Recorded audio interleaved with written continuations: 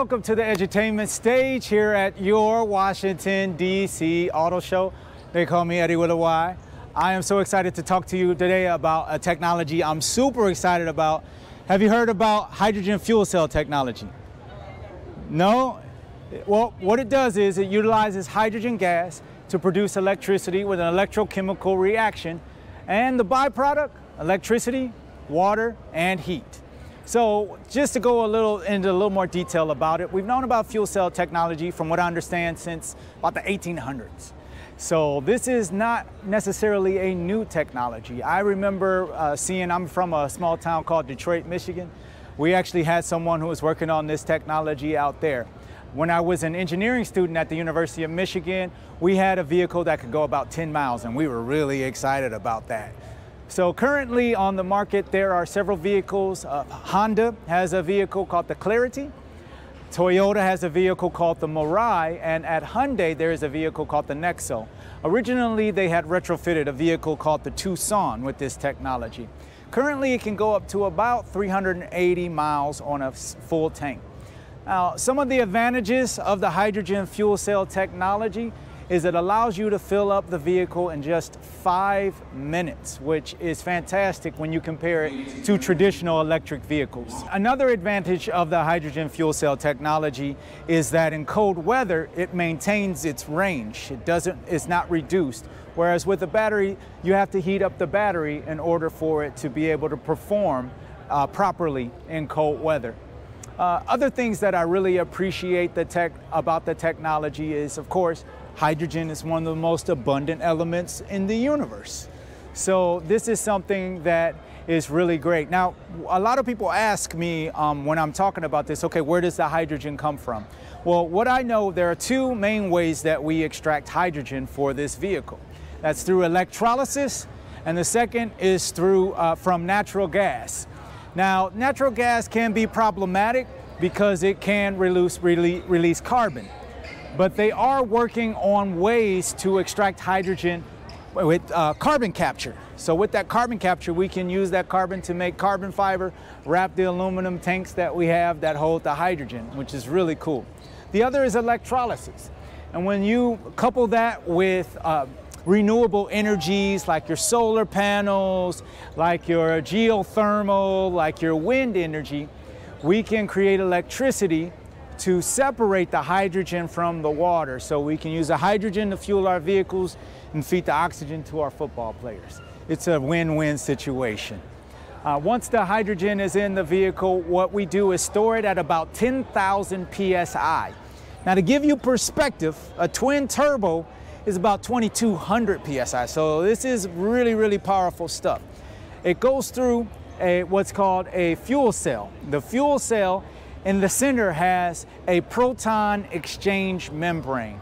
And essentially what it does is it allows the hydrogen to pass through, but it repels the electrons. So we send the electrons to the electric motor on the front of the vehicle in the case of front-wheel drive vehicles, and that propels the vehicle.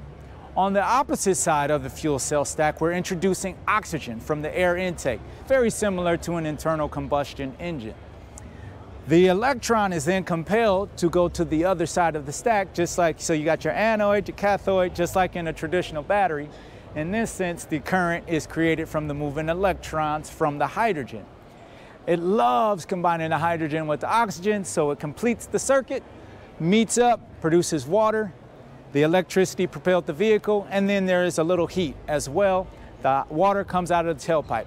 This is fairly efficient when you compare it to an internal combustion engine, which uses about 30% of the energy produced to actually move the vehicle, whereas with the hydrogen fuel cell, it's closer to like 50 to 60. Electric vehicles are a little bit more efficient as they've gotten better over time. Other great things about this technology, what else can I say? Oh, well, a lot of times people ask me about the safety. Very, very good question. So with the tanks inside of a hydrogen fuel cell vehicle, they are aluminum wrapped in carbon fiber. And so what that allows you to do is to protect the tank. In the event that there is an accident, there are redundancies set up so that it seals the tank so that it's protected from the crashes. Now, like any vehicle that you have here at the auto show today, it has to pass all of the tests. You know, your T-bone crash, front crashes, everything that you have from the Insurance Institute of Highway Safety, NHTSA, it does pass those tests. And as I said, with that aluminum wrapped in carbon fiber, that's a very, very strong tank that protects the fuel. So that's a little bit about how it works, a little bit about the history. Going forward, there are a lot of other applications for the fuel cell technology because it works pretty much like a power plant. There are, from what I understand, I believe there's a facility in Massachusetts where they actually have a power plant where they're using fuel cell technology to power homes and businesses. So there are a lot of applications for this. You could definitely use it up in space.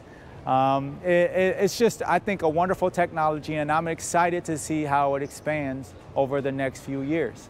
So yeah, questions? So I understand that there is a possibility of a hydrogen infrastructure coming up on the East Coast from Boston to New York, and there's already an existing hydrogen infrastructure around the Pacific Rim, specifically more over in Asia and around that area, and certainly would be over in Korea area.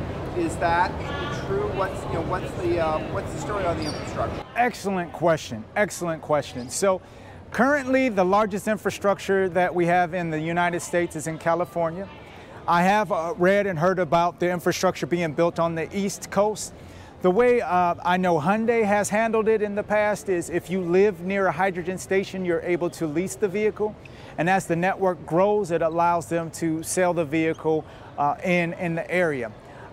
There's also has been a beta test with a fleet of semi-truck vehicles. So that's another application for this, even in Scandinavian countries, because they experience the cold weather, and so the electric vehicles are affected by that. But as far as in the US, we are hoping to book in the country, and everyone else will follow suit like the cool kids.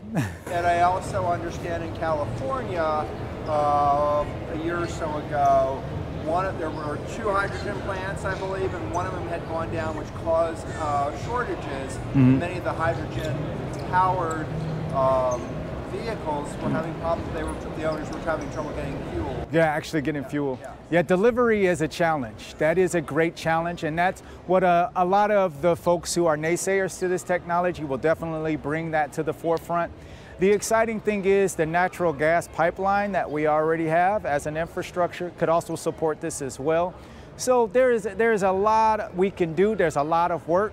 It is expensive, to be quite frank, to set up this infrastructure. But if we go back in time and think about when the horseless carriage first came out, there wasn't many places to refuel that as well. So we got some work to do, but I'm confident this is a technology that'll eventually catch on. So, and with hydrogen, is there any drilling? Is it like fracking or something like that? Where do we find our hydrogen? Oh, great question. So there are 2 ways that we primarily extract it. It's either from electrolysis, so electrifying water in such a way where it separates the hydrogen from the oxygen. That's one way. And you can also frack or extract it from natural gas. There are issues with that. It can be a pollutant as well. So I've read in the MIT review, they've got some leaps and bounds as far as doing what's called carbon capture. So when you do that fracking and you extract it, it's much better for the environment. So there are levels of hydrogen when it comes to cleanliness. They talk about black hydrogen all the way up to fully green, and then you have brown and you have blue. So there's like a range of quote unquote cleanliness on how the hydrogen is extracted.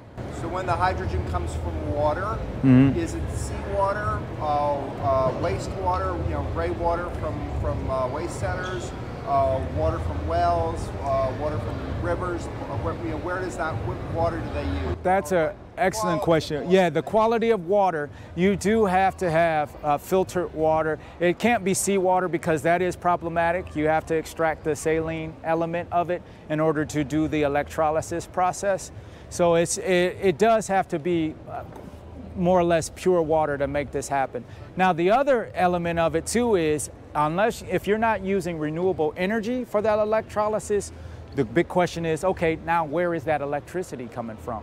And at that point, if you're not using renewable energy, it's not very efficient to use electricity to extract it from water. And so that creates a whole nother problem where we're kind of using more electricity than the hydrogen produces within the fuel cell. So there's no way that you could use the electricity through hydrogen fuel cell to then pull out the hydrogen out of water. You could, but to be technology there, or is it in the future? You could, but to be frank, it would be. So the question is, can you use a fuel cell to create electricity to create hydrogen? Am I correct? Yeah. Fuel cell to create electricity to create hydrogen that would fuel the fuel cell. Yeah, that's a good thought. The thing is, the energy that you would be extracting from the fuel cell would be essentially wasted if you use it that way to extract hydrogen, because it's not exactly efficient right now to extract the hydrogen from the water. So that's why if you're using something like solar energy, which is incredibly abundant, that lack of efficiency is not so bad. So you would actually be wasting energy if you use the fuel cell to extract hydrogen from water. Does that make sense? Yes. Yeah. Well, thank you very much. Yes, thank you. Thank everybody for listening. Eddie with a Y. Eddie with a Y. Speaking of Eddie with a Y, yes. Would you say your name and spell it for me so I can put it in the... Absolutely. I'm Eddie Jones, EDDY-JONES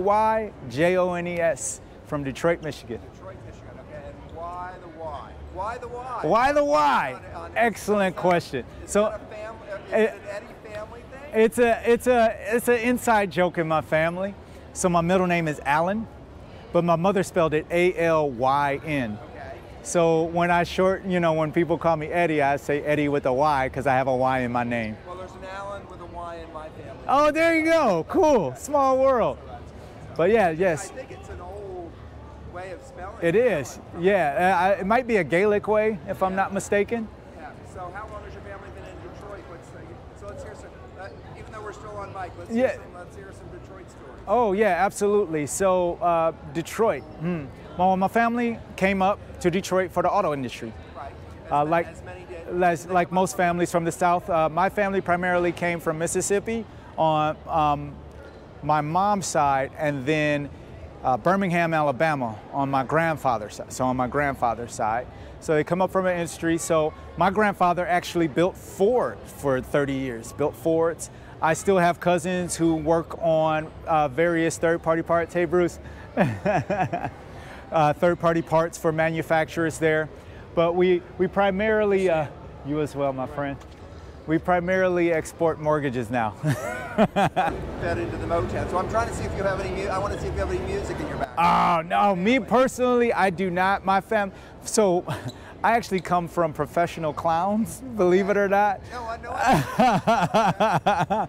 So we've done everything from bar mitzvahs to birthday parties to weddings, and we used to do parades and being members of the world. How many clowns can fit in a mirage? In a Nexo? I would say about 7. That's the next thing. When I see you at the next auto show, get all the clowns in there coming out of the car. That's awesome. But yeah, no, Detroit's music industry or scene, if you will, is still really strong. A lot of people don't realize electronic dance music found its roots in Detroit, and it continues to have a great influence on that sound. So I love, if I'm not mistaken, I could be wrong, but outside of Chicago and New York, Detroit has the most live theaters per capita. It's a really big theater scene in there as well. So it's a great cultural center. A lot of people are becoming aware of that. And so there is a big influx of folks from outside of the city to come in, especially artists, because the cost of living is really nice. And so they can come there, do their art. We're building a lot of artist spaces where people can come and they can either live in a kind of like a commune, or you just have shared spaces. We've taken those big industrial buildings and repurposed them. So I have a handful of friends who make really cool sunglasses or have their art studios or even do acting classes in these big buildings, and they've repurposed all of the rooms. Isn't that how Shinola got started? Exactly. Shinola is stored here in DC. Yep. So Shinola is really big. I don't know if you've heard of the White Stripes with Jack White. He has a record label, a record company that presses vinyl right in downtown Detroit. Yes, so music is still very much alive in Detroit. Well, Eddie with a T, thank you for speaking to us at the 2023 Washington, D.C. Auto Show. Yeah, I hope to get it to do it again. I'm really passionate about the fuel cell technology. I think it's awesome.